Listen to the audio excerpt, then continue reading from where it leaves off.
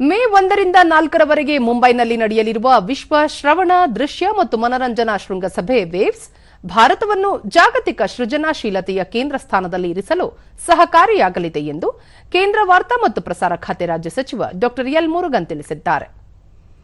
ಪ್ರಧಾನಿ ನರೇಂದ್ರ ಮೋದಿ ನೇತೃತ್ವದಲ್ಲಿ ಪರಿಕಲ್ಪನೆಗೊಂಡಿರುವ ವೇವ್ಸ್ ಮಾಧ್ಯಮ ಮತ್ತು ಮನರಂಜನಾ ವಲಯವನ್ನು ಮರು ವ್ಯಾಖ್ಯಾನಿಸುವ ಒಂದು ಪರಿವರ್ತನಾ ಚಳವಳಿಯಾಗಿದೆ ಎಂದರು.